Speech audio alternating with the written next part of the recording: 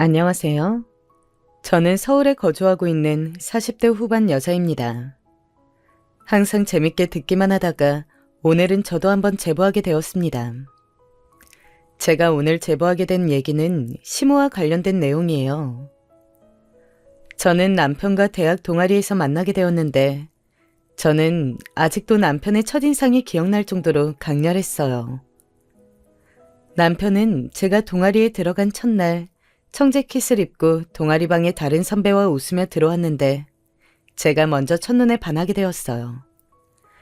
그리고 정말 말 그대로 졸졸 쫓아다녔고 결국 연애까지 성공하게 되었죠.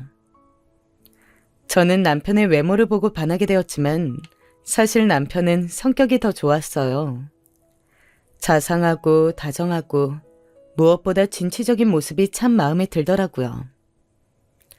나중에 알고 보니까 남편은 3남매 중 첫째였고 장남으로 태어나서 누구에게 의지하지 않고 독립적인 것 같다고 남편은 저에게 말했어요. 저는 처음에 3남매라는 소리를 듣고 자세히 물어봤는데 막내가 여자라는 거예요. 막둥이가 여자면 정말 예쁨 많이 받았겠다. 딸 낳고 싶으셔서 계속 낳으셨나? 아니, 우리 엄마는 셋째도 아들이길 바라셨어. 그래서 삼형제를 원하셨는데 딸이 나왔다고 하시더라. 보통 형제를 키우시면 한 명쯤은 딸을 바라시던데 정말 남아선호 사상이 심하다고 생각했어요. 그래도 그때는 제가 결혼할 줄 몰랐으니까 그냥 넘겼던 기억이 나요. 남편은 저와 연애를 하다가 중간에 군대에 가게 되었어요. 저는 정말 남편의 면회란 면회는 다 갔습니다. 아직도 군대 얘기가 나오면 남편을 괜히 한 대 치게 될 정도로 지극정성이었죠. 그래도 제가 좋았으니 면회도 간 거겠죠? 사실 저도 처음 가보는 거라 재밌더라고요. 그렇게 남편은 전역하게 되었고 둘 다 졸업도 하게 되고 굉장히 자연스럽게 결혼 얘기가 나왔어요. 결혼은 단순히 우리 둘이 좋다고 해서 되는 게 아니잖아요. 왜냐하면 결혼은 집안과 집안이 이어지는 거니까 서로 집에 인사를 가기 전에 많이 얘기를 꺼냈어요. 저는 자매로 태어나서 위로 언니가 있는데 언니를 남편한테 소개해 주었는데 언니가 저한테 나중에 집에서 남편 놓치지 말고 꽉 잡으라고 하더라고요. 아직 부모님에게 인사시키진 않았지만 언니가 남편을 좋아하니까 저도 기분이 괜히 좋았죠. 왜냐하면 제 가족한테 인정받은 거잖아요. 언니는 항상 저한테 어릴 때부터 저는 성격이 맹해서 남자를 잘 골라야 한다고 거의 세뇌했어요. 언니한테 인정을 받고 나서 저도 남편에게 남편 동생들을 보고 싶다고 했죠. 왜냐하면 사실 남편 동생 중 막내 동생은 한 번도 본 적이 없었거든요.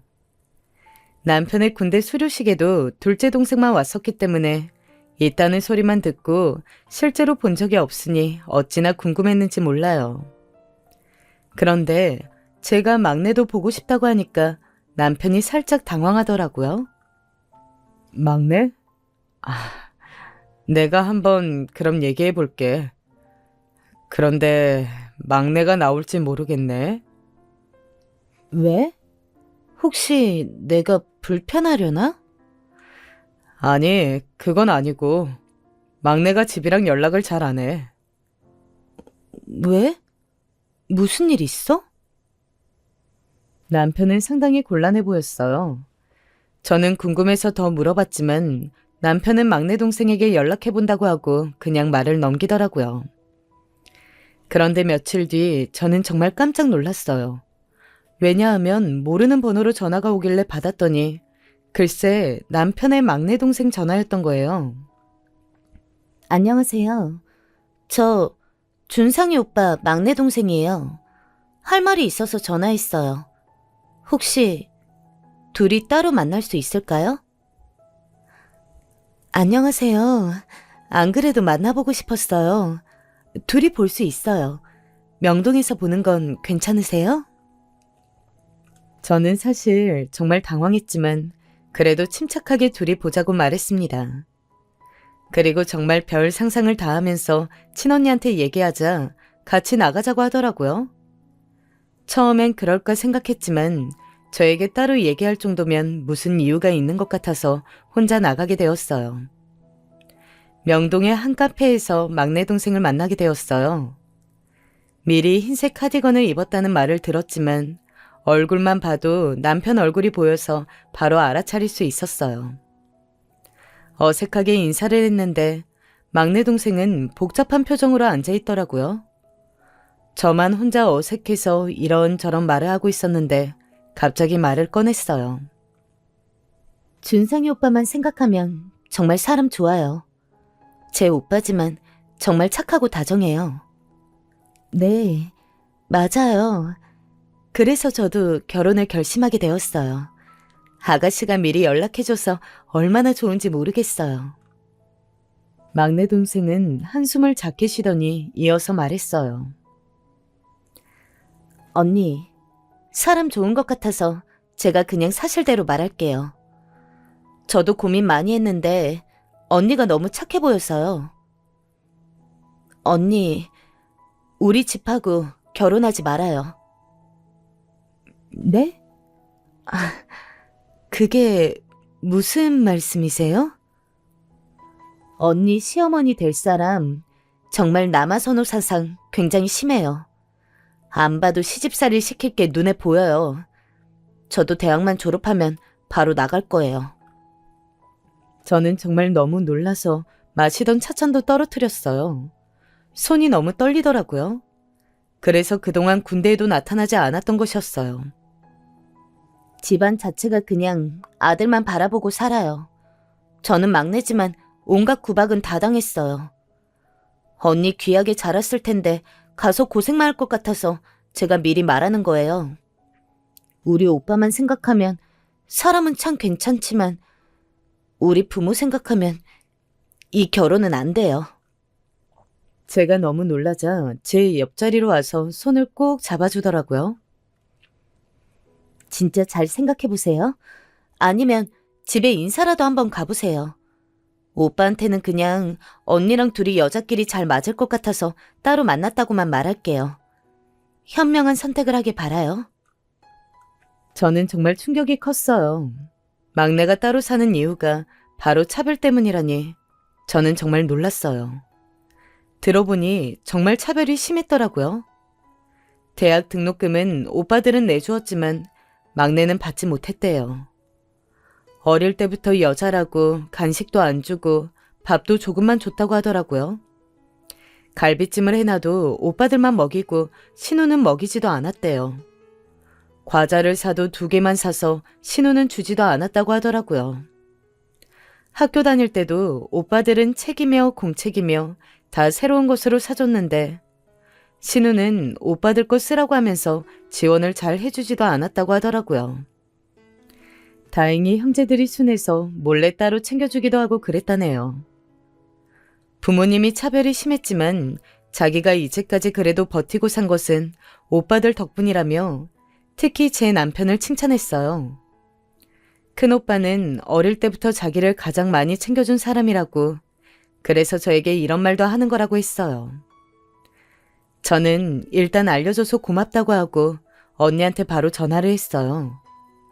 제가 이렇게 다 털어놓자 언니는 일단 한쪽 말만 들은 거니까 함부로 판단하면 안 된다 했어요. 듣고 보니 그 말도 맞더라고요. 그래서 일단 남편에게 연락해서 당장 이번 주 주말에 인사를 가자고 전했죠. 그리고 예상보다 빨리 시댁에 인사를 가게 되었어요. 저는 막내에게 들은 말이 있어서 너무 걱정되었어요.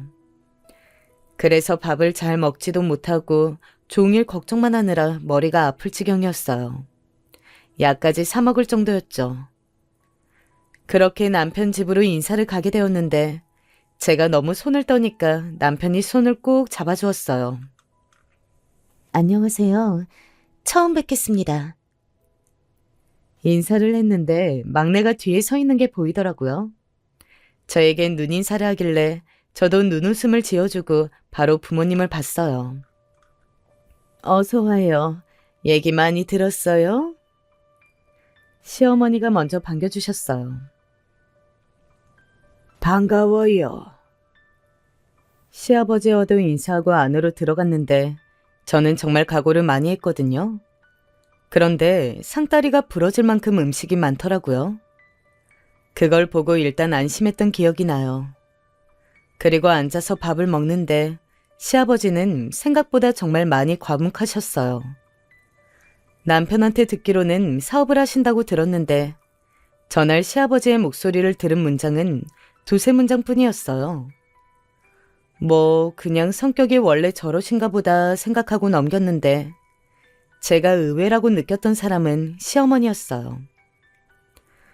분명 시누이는 저에게 경고했었는데 시어머니는 생각보다 저에게 친절하더라고요. 아들을 많이 예뻐하시는 것은 저도 느꼈지만 저에게도 잘해주시더라고요. 물론 사람은 한 번 봐서는 모르고 계속 봐야 아니까 완전 마음이 안심되는 것은 아니었어요. 집에 돌아와서 언니한테도 시어머니 첫인상은 그렇게 나쁘지 않다고 말했어요.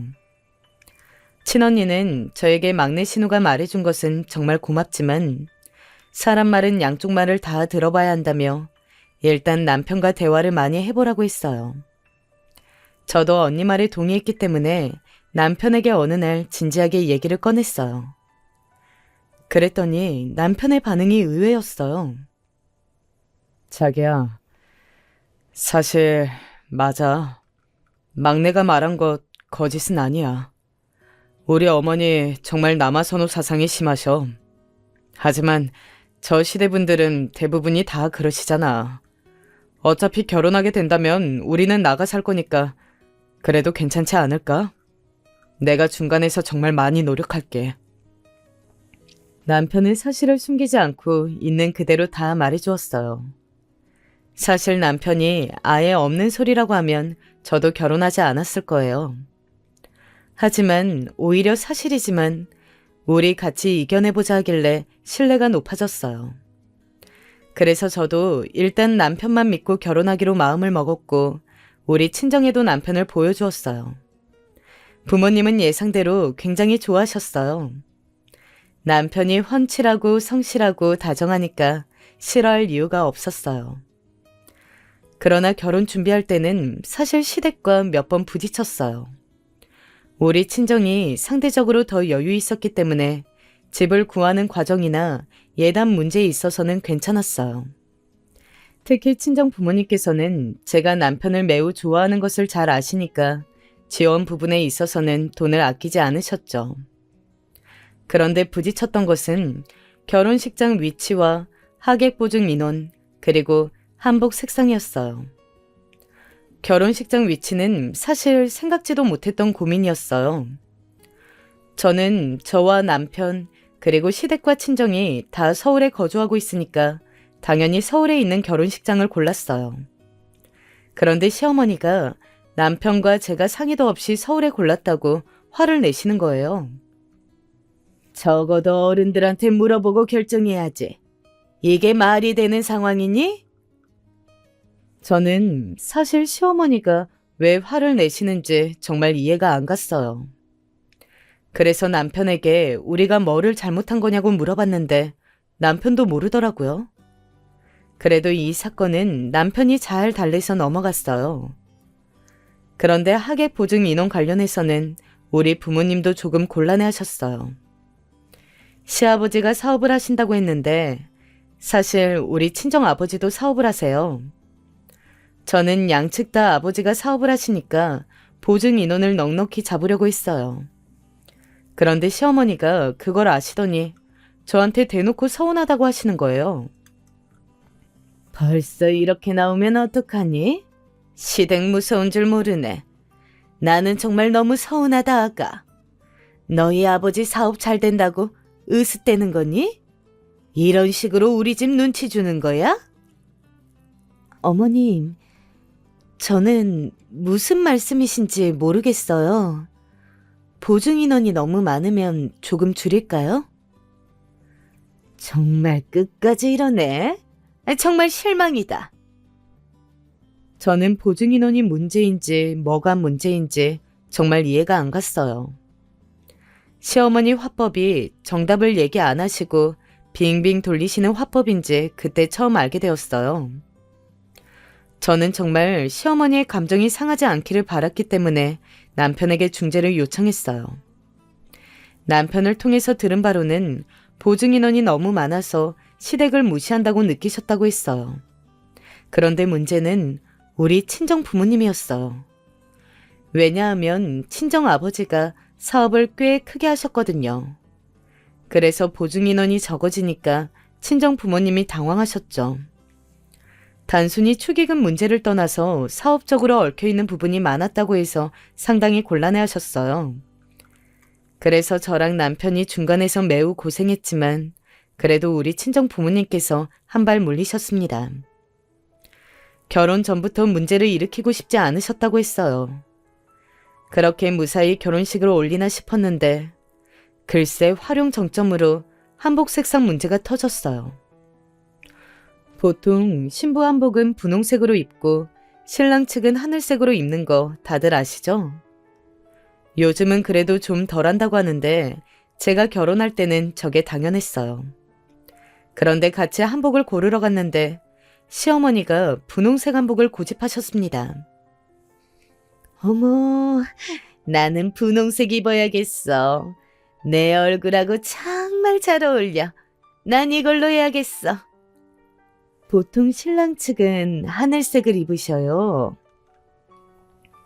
오죽하면 한복집 직원분께서 나서서 신랑 측은 하늘색을 입는다고 말했지만 시어머니는 들은 척도 하지 않았어요. 단순히 색상만 그런 것도 아니고 무슨 사극에 나오는 중전마마 옷 아시죠?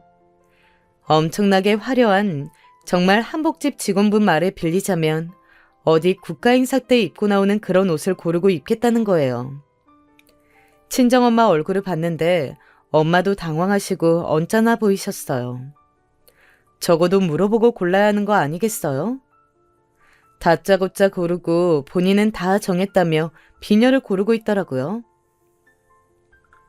어머님, 하늘색 한복도 정말 잘 어울리세요.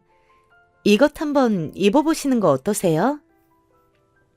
제가 아무리 유도해도 본인은 그 화려한 무슨 중전마마 옷을 고르고 입겠다고 했어요.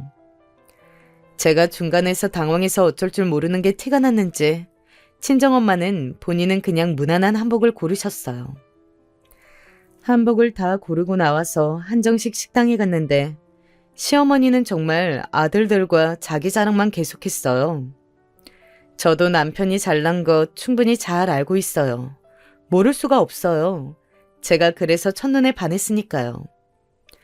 그런데 친정엄마도 있는데 계속 아들들이 얼마나 기특한지 모른다며 공부도 어릴 때부터 잘했고 성실하고 착하고 그러면서 저한테 복 받았다고 그러더라고요. 그날 남편은 회사 때문에 없었는데 자리에 없는 사람을 계속 칭찬하니까 받아주는 것도 한계가 있었어요. 그리고 그날 집에 가서 엄마가 저에게 말씀하셨어요. 선아야, 결혼 다시 생각해보자. 저는 엄마가 왜 저러시는지 이해는 갔지만 결혼은 꼭 하고 싶었어요. 그래서 엄마를 새벽까지 설득했어요. 엄마, 어차피 결혼하면 이제 따로 살 거야. 내가 한복은 중간에서 준상 씨랑 연락해서 잘 해결해 볼게. 한복 때문이 아니야. 자기 자식 귀한 줄 알면 남의 자식도 귀한 줄 알아야지. 나는 무슨 네가 팔려가는 줄 알았어. 엄마가 저렇게 말씀하시니까 저도 걱정이 되더라고요. 그래서 남편에게 연락해서 상황 설명을 다 하고 결혼은 다시 생각해보자고 했어요. 제가 아무리 준상 씨를 좋아해도 결혼은 어른들의 약속이고 또 저는 저를 소중하게 키워주신 엄마가 속상해하시는 것을 더 볼 수는 없더라고요. 제가 결혼을 다시 생각해보자 하니까 남편은 전화를 끊자마자 우리 집으로 왔어요. 제가 나가서 얘기하자 했더니 남편은 제 손을 잡고 우리 집으로 들어가서 엄마 앞으로 갔어요. 그리고 갑자기 무릎을 꿇더라고요. 장모님, 정말 죄송합니다. 제가 오늘 일만 아니었어도 같이 가서 상황을 중재했을 텐데 그러질 못했어요. 제가 너무 죄송합니다. 어머님께 제가 잘 말씀드리겠습니다. 사실 이런 상황이 올 거라곤 엄마도 저도 예상하지 못했죠.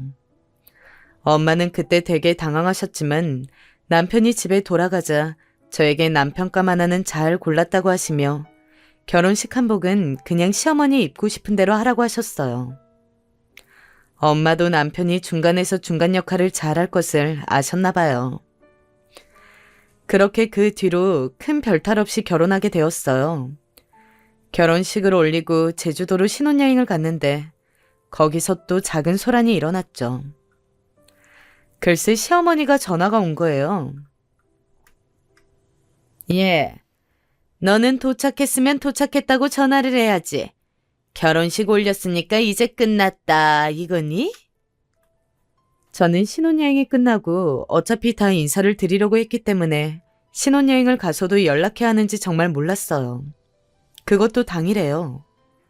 제가 당황하자 옆에서 남편이 대신 말렸고 뭔가 서러워져 엄마에게 전화했더니 친정엄마는 오히려 왜 전화했냐고 푹 쉬라고 빨리 끊더라고요.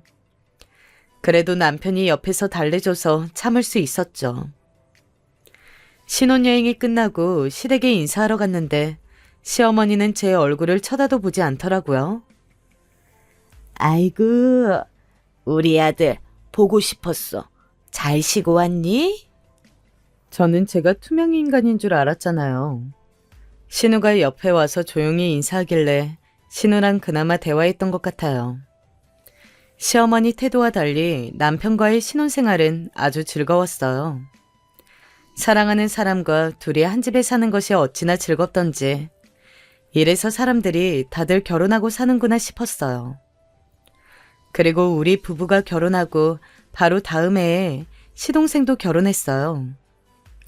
남편과 시동생 나이 차이가 연년생이라 둘이 비슷하게 결혼하게 되었는데 동서가 될 분을 우리 부부가 먼저 만났는데 참하고 웃는 모습이 정말 예쁘더라고요. 그런데 동선의 집은 그렇게 여유가 있지는 않았나 봐요. 시어머니가 대놓고 돈이 부족하시다고 하더라고요. 정말 내가 속상해서 살 수가 없어. 아들 결혼하는데 집 하나 못 해주고. 아휴, 너무 속상해서 눈물이 자꾸 나와. 저와 남편을 집으로 불러서 우시는데 정말 난감했어요. 그렇다고 우리 부부도 이제 신혼인데 뭘 해줄 수가 없고 시어머니도 딱히 우리에게 무엇을 명확히 바라진 않으셨고 정말 불러서 하소연만 하셨어요. 듣기 좋은 소리도 3번이면 지친다고 하잖아요. 저런 상황이 지속되자 저는 힘들더라고요. 시아버지 사업은 시공과 관련된 사업이었는데 지금도 그렇고 저 시대에도 그렇고 워낙 숙련된 기술자가 많은 곳이라 다 인맥으로 돌아가는 사업이잖아요. 그런데 시아버지 사업이 그렇게 수완이 좋지는 못하더라고요. 그래서 시동생이 결혼하게 되어도 집을 마련해주지 못하는 상황이었죠. 저는 또 남편하고 결혼했고 시동생도 평소에 저에게 정말 친절했기 때문에 문득 친정아버지가 생각나서 친정에 가서 조심스럽게 부모님에게 부탁했습니다. 엄마, 아빠, 시아버지 사업이 제대로 잘 안 되는 것 같은데 좀 도와줄 수 있어요? 엄마는 제 얘기를 곰곰이 들으시더니 마침 이번에 공장 기숙사를 새로 짓기로 했는데 시아버지 업체와 계약을 맺겠다고 했어요.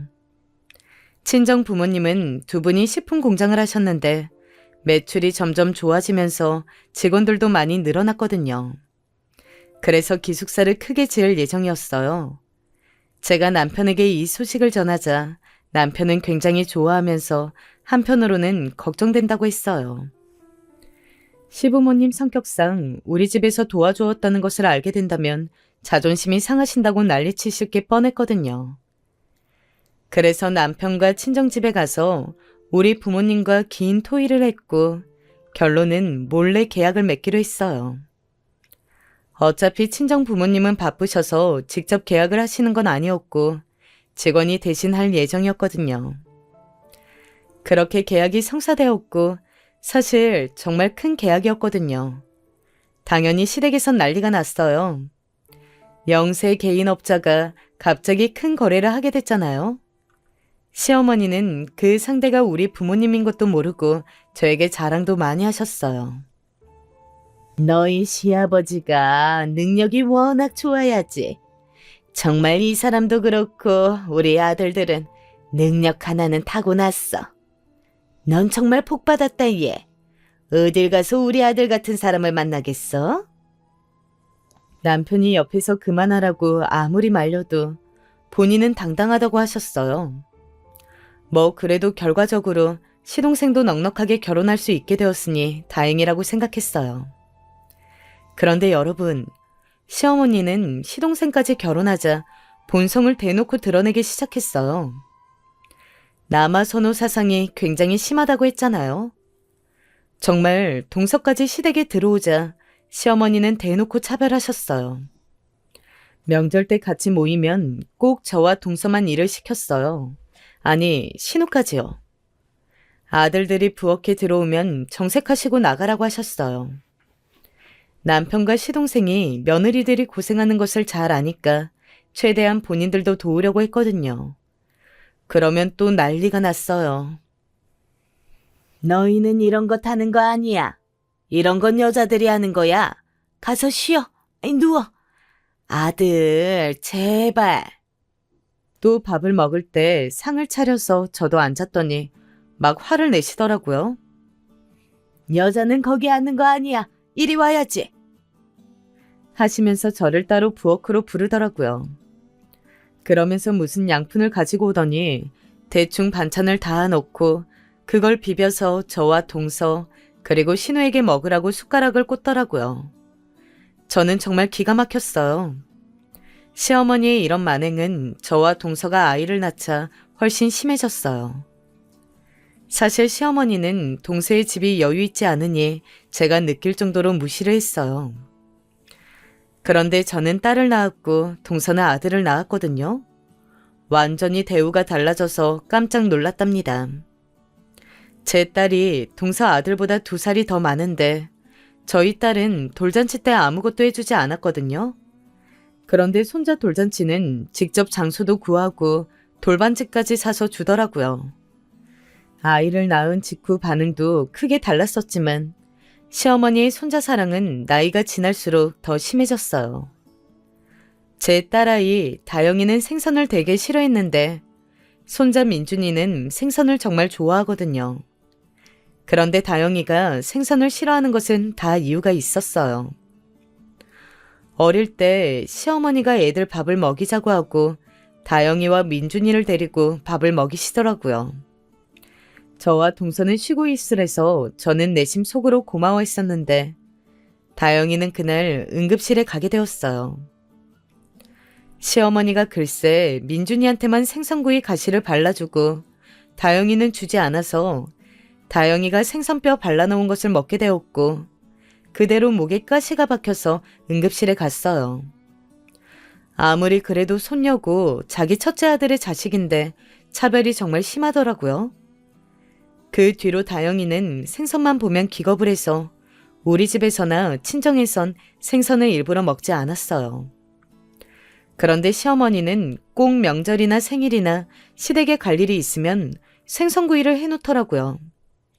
이외에도 다영이가 인사하면 모른 척하거나 잘 받아주지도 않고 민준이가 인사하면 난리가 났어요. 아이고, 우리 손자 왔어? 우리 소중하고 귀중한 우리 손자. 할머니 보러 온 거야. 다영이가 인사하면 받아주지도 않더니 민준이가 인사하면 저러는 게 정말 같은 어른이지만 정말 불편했어요. 또 저는 다영이가 공부를 조금 못하더라도 정직하고 다정한 사람이 되길 바랐거든요. 이건 남편의 교육 철학도 똑같아요.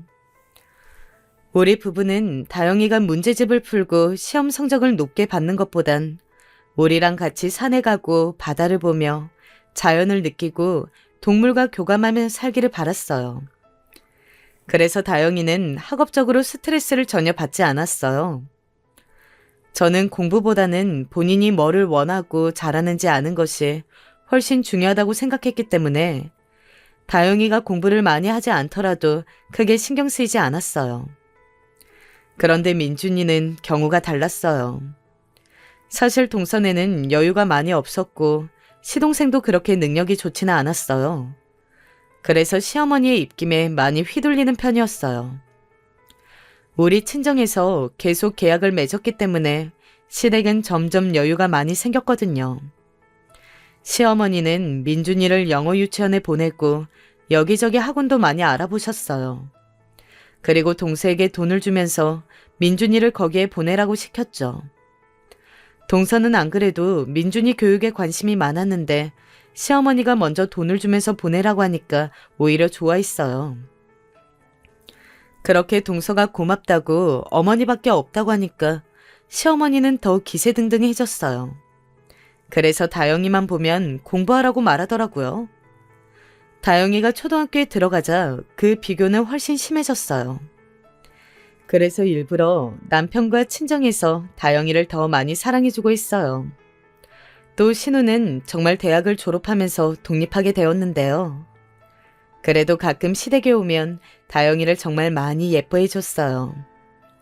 그래서 다영이도 우리가 시댁 행사에 간다고 하면 고모도 오는 거냐고 물을 정도였어요. 언제는 또 시댁 제사가 있어서 시댁에 갔던 적이 있어요. 제가 들어갔더니 동서와 민준이가 미리 와 있더라고요. 그런데 민준이가 무슨 학습지를 풀고 있는 거예요. 민준아, 할아버지 댁에 와서도 공부하는 거야? 대단하다. 제가 칭찬하자 갑자기 시어머니가 부엌에서 나오더니 저에게 이렇게 말씀하셨어요. 예, 너희 딸도 공부시켜. 얘가 맨날 물어보면 어디 놀러 갔다는 말밖에 안 하는데 이게 말이 되니? 너는 애가 엄마가 됐으면 집에서 공부를 시켜야지. 도대체 같이 놀러 다니면 어떡하니? 저는 그냥 민준이를 칭찬하려고 한 말인데 시어머니가 저렇게 나오니까 정말 황당하더라고요. 어머님, 다영이는 아직은 저와 남편하고 노는 걸 더 좋아해요. 나중에 때가 되면 다 시킬 거예요. 지금부터 시켜야지 뒤처지지 않아. 그래도 아빠 머리가 워낙 좋으니까 뭐라도 잘하는 게 있긴 하겠지. 저도 저 말에는 당연히 기분이 상했죠. 그래도 다영이가 제 눈치만 보고 있길래 괜찮다고 하고 일부러 방에 들어와서 남편에게 빨리 오라고 문자를 하고 다영이에게 말했어요. 다영아, 엄마는 네가 공부하기 싫으면 안 해도 돼. 상처받지 마. 다영이는 그제야 안심이 됐는지 저를 끌어안더니 울기 시작했어요. 우는 아이를 보니까 너무 마음이 아팠고 그래서 그날 집에 돌아가서 진지하게 남편에게 말했어요. 사실 시어머니가 나한테 뭐라 하는 거는 그냥 넘겼어. 왜냐면 나는 그런 말 한마디에 상처받지 않고 당신이 충분히 나한테 잘해주니까 의지하며 살 수 있잖아. 그런데 다영이는 아직 미성년자고 초등학생이야.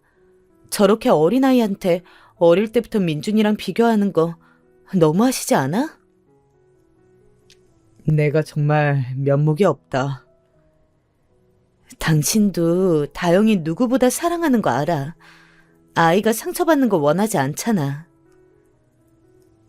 다영이랑 당신한테는 그냥 미안한 마음만 들어. 나도 어릴 때부터 어머니 성격이 저러신 것을 알았는데 도저히 말려도 말려지지가 않네. 저는 정말 시어머니가 저한테 뭐라 하시는 것은 넘길 수 있었어요. 저는 원래 타인의 말에 크게 상처받지 않아요. 근데 다영이한테 뭐라 하는 거는 참을 수가 없더라고요. 그래도 내가 어머니와 인연을 끊을 수는 없잖아. 아예 평생 안 보고 살 수도 없고 최대한 내가 옆에서 중재할게. 다영이한테 자꾸 저러시면 나도 다영이 데리고 시댁 못 가. 여보, 어른이잖아. 또 저 시대는 어쩔 수가 없잖아. 아예 다영이를 친조부모랑 인연을 끊게 하려고? 정말 왜 이러는 거야, 당신? 당신이야말로 왜 그래? 나는 다영이를 위해서 그런 거잖아. 내가 언제 신혼 때 당신한테 이렇게 말한 적이 있어? 정말 시어머니가 다영이를 차별할수록 우리 집 분위기도 많이 안 좋아졌어요. 남편과의 부부싸움도 대부분 시어머니 때문이었어요. 아니, 시어머니만 아니면 우리는 싸울 일이 없었어요. 다영이도 시댁에 간다고 하면 어느 순간 심하게 불편해하고 밥도 잘 먹지 않았어요. 아이가 계속 불편해하자 남편은 어머니에게 그러지 마시라고 말을 직접적으로 하긴 했지만 도저히 손자 사랑은 말릴 수가 없었어요. 사실 시댁에 가면 민준이 사진만 거실에 있고 시어머니의 지갑에도 민준이 사진만 있고 다영이는 찾아볼 수가 없었어요. 그리고 다영이랑 민준이가 둘 다 오는 것을 뻔히 알면서도 민준이가 좋아하는 음식과 과자만 사놓으셨어요. 어쩌다 다영이가 아이스크림을 먹으면 민준이 줘야지 누나가 돼서 뭐 하는 거냐고 해서 다영이가 운 적도 있어요. 이러니 제가 다영이 언니 다영이를 시댁에 데려가는 것은 꺼려지더라고요. 언니, 그거 다 제가 당한 거잖아요. 저한테 했던 짓들 똑같이 다영이한테 하네요. 신우는 시댁에는 안 가도 우리 집에는 자주 놀러 왔었어요. 놀러 오면 항상 제 편을 많이 들어주고 다영이에게 장난감도 사주고 워낙 잘해주니까 다영이는 고모를 정말 많이 좋아했어요. 신우가 우리 집에 오면 옆에 딱 달라붙어서 떨어질 줄은 몰랐어요. 내가 결혼 전에 말려줬잖아요. 딱 남편만 보고 결혼했지. 사실 지금도 남편만 보면 너무 좋아. 우리 오빠는 멀쩡해요. 난 정말 우리 엄마지만 엄마가 이해가 안 가요. 그래도 힘들어도 이렇게 저를 이해해주는 신우가 있고 가끔 싸울 때 답답한 소리를 하긴 하지만 대부분 제 편인 남편이 있어서 견딜 수 있었어요. 동서랑은 아이를 낳기 전에는 그래도 둘이 시어머니 욕도 종종 하면서 친하게 지냈었는데 아이가 태어나자 상황이 바뀌면서 서먹해졌거든요. 아무래도 시어머니가 다영이는 무시하고 민준이한테만 전폭적인 지지를 해주니까 동서도 시어머니 눈치를 많이 보더라고요. 그 상황을 아는 신우는 저에게 이렇게 말했어요. 언니, 민준이 만약 대학 가잖아요? 그럼 대학 등록금 4년치 다 준다고 할걸요? 다영이는 뭐 입학하거나 말거나 관심도 없을 거예요. 나한테 했던 것처럼. 저는 그런데 신우 말을 들으면서 정말 신우도 안타깝더라고요. 정말 예쁘고 바르고 똑똑한 신우는 만약 집에서 사랑을 많이 받으며 자랐으면 그땐 얼마나 더 대단한 사람이 되었을지 생각하니까 마음이 아팠어요.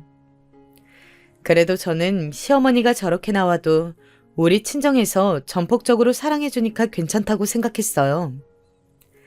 실제로 우리 친정 부모님은 다영이가 딸이고 아들이고 아주 상관이 없으셨어요. 우리 친언니 아이도 딸이거든요. 어쩌다 보니 자식들도 딸이고 손주들도 딸이었어요. 그래도 친정 부모님은 공주들이 많아서 집이 행복하다고 항상 아이들을 예뻐하셨어요. 어찌나 예뻐하는지 시댁에서 민준이에게 해주는 것은 비교되지 않았어요.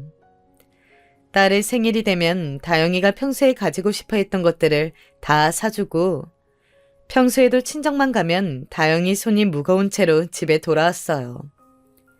생선을 싫어하는 다영이를 잘 아니까 한우만 사서 먹이셨고 저한테도 고생 많다며 용돈도 많이 주셨어요. 이렇게 친정에서 다영이를 많이 챙겨주니까 다영이는 오히려 저한테 외할아버지, 외할머니 보러 가자고 조르기도 했어요. 시어머니가 다영이와 민준이를 대놓고 차별해도 저는 최대한 앞에서 막으려고 했고 집에서 다영이에게 저런 말에 휘둘리지 말라고 했어요.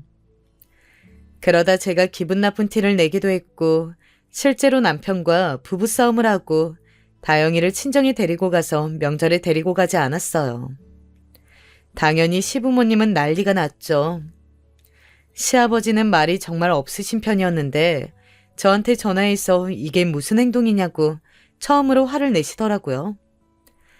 그런데 제가 저렇게 한 이유는 다 시어머니 때문이었어요. 명절 전에 시어머니 생일이라 시댁에 방문했었거든요. 그런데 민준이와 다영이가 둘이 놀다가 둘이 계단에서 넘어졌어요. 정말 다행히 크게 다치지는 않았지만 상식적으로 아이들이 넘어지면 당연히 둘 다 챙겨야 하는 거 아닌가요? 아이들이 넘어진 모습을 시어머니가 제일 먼저 봤는데 시어머니는 민준이만 챙기더라고요. 저는 집에 있다가 시어머니가 민준이를 업고 들어오시면서 구급차를 부르라고 난리를 치시길래 같이 민준이 상태를 보고 있었어요. 그런데 다영이가 울면서 들어오더라고요. 순간 너무 화가 나서 어머니에게 소리를 질렀죠. 어머니, 다영이도 다쳤잖아요. 너 지금 나한테 소리 질렀니? 이게 어디서 버르장머리 없이 행동해? 아니, 다영이도 손녀잖아요. 아이가 다쳤는데 민준이만 데리고 오셨어요? 저는 정말 속상하고 어이가 없어서 화가 나서 따졌어요. 그런데 어머님은 오히려 당당하더라고요. 민준이 다친 것만 걱정하고 연고 꺼내고 난리치길래 제 딸은 제가 지켜야 하니까 다영이를 데리고 택시 타고 집으로 왔죠. 남편에게 전화해서 생일이고 나발이고 네 딸은 네가 지키라고 했더니 놀라서 달려오더라고요. 시어머니가 전화를 정말 많이 했지만 무시했고 집으로 돌아왔는데 남편이 저한테 그러더라고요. 여보, 화난 건 내가 정말 이해해. 나였어도 화가 났을 거야. 그래도 어머님 생신이었잖아. 자기가 아랫사람이니까 먼저 죄송하다고 해주라. 응? 제발 나를 봐서라도. 지금 무슨 소리라는 거야? 당신 지금 제정신이야? 다른 날도 아니고 생신이었잖아. 내가 제사였으면 이런 소리 안 해. 결국 남편과 저는 한바탕 싸우게 되었고 저는 명절에 다영이를 데리고 친정에 갔어요. 다영이는 외가에 계속 있겠다고 하니까 정말 좋아했어요. 시부모님이 난리 나고 남편도 난리 났지만 저는 절대 굽힐 생각이 없었어요. 그런데 다른 사람도 아니고 시동생에게 연락이 왔어요. 형수님, 얘기 들었어요. 사실 제가 나서는 게 맞나 싶어요. 그래도 그냥 죄송하다는 말 드리려고요. 시동생은 저에게 정말 진솔하게 사과를 했어요. 사실 시동생이 잘못한 것은 없잖아요. 그래도 사과하고 동서도 연락 와서 형님 정말 당황했을 거라고 이해한다고 하길래 다른 사람들은 무슨 잘못인가 했죠. 신우야 뭐 명절에 안 온 지 너무 오래됐으니 상관이 없었지만요. 제가 저 사건을 말하니까 신우는 그럴 줄 알았다며 본인 어릴 때도 그랬다고 하더라고요. 그리고 시간이 지나자 남편도 저한테 무조건 잘못했다고 빌길래 마지막 날 시댁에 갔어요. 제가 먼저 시어머니에게 인사하자 마지못해 인사를 받더라고요. 그렇게 서로 형식상 미안하다 하고 사건은 마무리가 되었어요. 이 뒤로 서먹하게 지내다가 남편이 어느 날 저한테 말을 꺼냈어요. 민준이가 곧 생일이라네? 호텔에서 식사하자고 하는데 갈 거지? 누가 추진하는 거야? 어머니. 여보 불편하면 내가 중간에서 말해볼게. 저는 시모 생일이면 가지 않으려고 했지만 시동생과 동서 생각하고 가기로 결국 결정했어요. 무려 5성급 호텔을 빌려서 생일 파티를 하더라고요. 다행히 거기선 별탈이 없었어요. 그리고 민준이 생일이 지나고 다영이 생일이 다가왔어요. 저는 민준이 생일 때는 호텔에서 생일 파티를 했는데 다영이 생일은 그냥 지나갈 게 뻔해서 친정에 말했어요. 친정 부모님께선 민준이 생일 파티를 한 곳보다 훨씬 좋은 호텔로 장소를 잡으셨어요. 왜냐면 그날은 다영이의 10번째 생일이었거든요. 워낙 친정에서 다영이를 예뻐하셔서 생일 파티를 크게 열게 되었어요. 저는 다영이가 이렇게 사랑받고 사는 것을 시어머니에게 보여주려고 일부러 초대했어요. 그렇게 다영이의 생일 파티를 하게 되었고 신우도 초대했어요.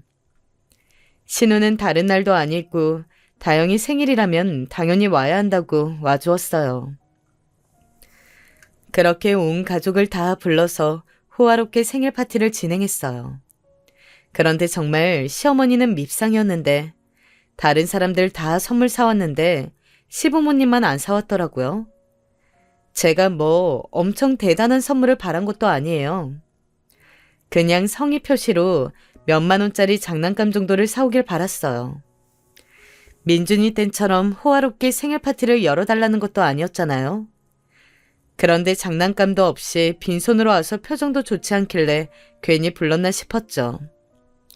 그래도 좋은 날이니까 드레스를 입은 다영이 머리에 왕관도 얹고 사진도 많이 찍었어요. 평소에 가지고 싶어 했던 고가의 선물은 친정 부모님께서 해주셔서 다영이가 정말 행복해 했었어요. 그렇게 저는 화장실에 다녀왔는데 분위기가 이상한 거예요. 뭐지 싶어서 들어갔는데 친정 아버지가 얼굴이 새빨개진 채로 화를 내시고 계셨어요. 아버지가 웬만한 일에 동요하시는 성격이 전혀 아니세요.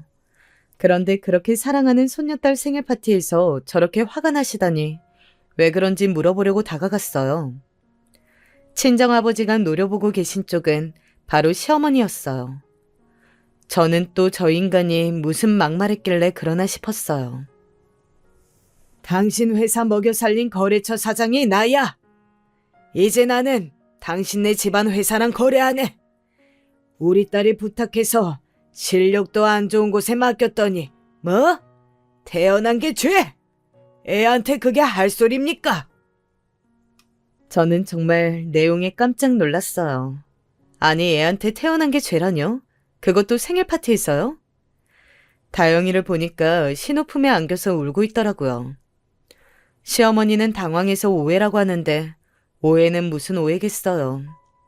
인성이 그대로 나온 거죠. 저도 화가 나서 따졌어요. 어머니, 정말 가지가지 하시네요.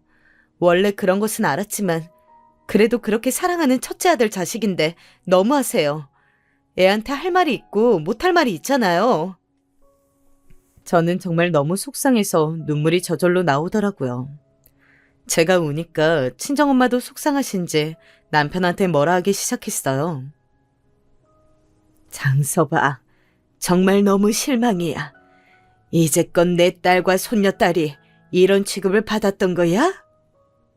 남편은 친정엄마에게 사과하고 저는 시어머니에게 따지고 친정아버지는 시어머니에게 화내시고 시동생은 중간에서 말리고 정말 소란스러웠어요. 저는 신우와 주차장으로 내려가서 다영이를 안심시켰어요. 다영아, 신경 쓰지 마. 다영이는 세상에서 제일 소중한 존재야. 앞으로는 할머니 안 봐도 돼. 잊어버리자. 언니, 내가 대신 미안해요. 저도 엄마 정말 싫어하지만 이번엔 정말 심했어요. 아가씨가 왜 사과해요? 나 앞으로 시부모 안 보고 살 거니까 괜찮아요. 저 말은 완전 진심이었어요. 저는 앞으로 시부모 얼굴을 보고 살 자신이 없었어요. 다영이는 제 인생에서 가장 소중한 보물이에요. 내 새끼한테 저런 소리를 하는데 어떻게 보고 살겠어요? 시간이 지나고 시동생이 친정 부모님을 데리고 내려왔어요. 저보고 형수님 정말 죄송하다는데 진짜 속이 말도 아니었어요. 다른 날도 아니고 다영이 생일 파티였잖아요.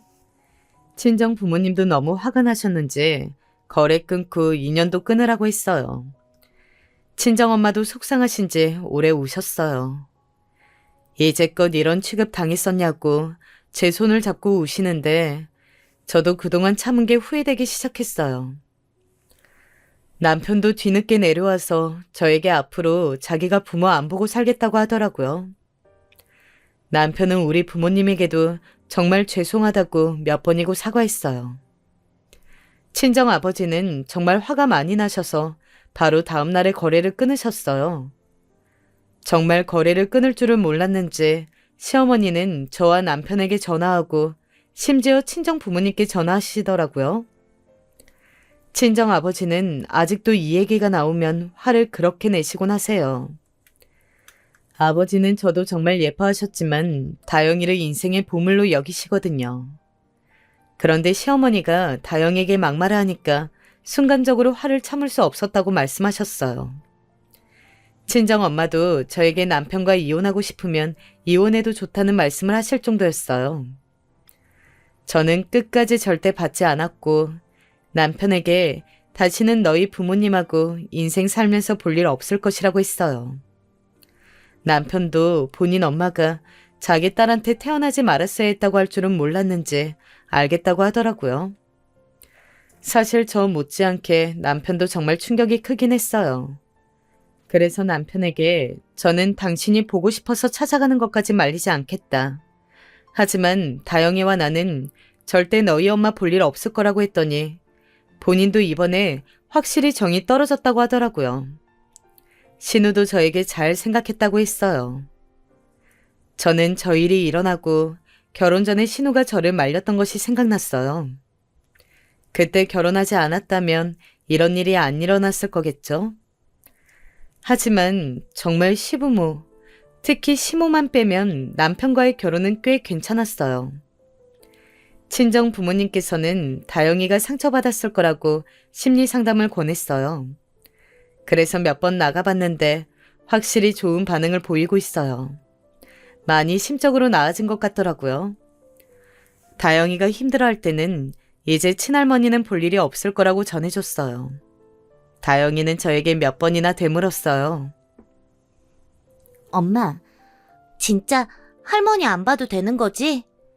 나 이제 친가 안 가도 되는 거지? 다영이가 그렇게 좋아하는 것을 보니 하루라도 빨리 인연을 끊을 걸 후회가 되기도 했지만 이제 앞으로 안 보고 살 거니까 이걸로 위안 삼으려고요. 남편과도 대화를 정말 많이 해서 결국 부부 사이는 원만하게 해결되었어요. 하지만 시어머니는 아직도 종종 연락이 와요. 문자로도 본인이 잘못했다며 다시는 안 그런다고 하시는데 저는 이미 정이 떨어질 대로 떨어져서 다시 연락할 마음은 전혀 없어요. 제가 받지 않고 답장도 안 하니까 번호를 바꿔서 연락이 오더라고요. 정말 끈질기다 생각했지만 이제는 뭐 시어머니인 것을 제가 알아도 별로 관심도 없어요. 그 과묵하신 시아버지도 연락이 오던데 그러게 애초에 있을 때 잘하지 라고 생각이 들어요. 다영이한테 조금이라도 잘해줬으면 저도 사람이니까 마음이 동했을 텐데 말이에요. 친언니는 저에게 어차피 자승자박이라고 본인들이 그렇게 행동했으니까 어쩔 수 없다고 이질해서 저도 그렇게 마음을 먹으려고요. 그리고 시댁하고 연을 끊으니까 정말 마음이 어찌나 편한지 몰라요. 친정집에도 훨씬 자주 가고 있고 심적으로 스트레스 받을 일이 전혀 없어져서 좋아요.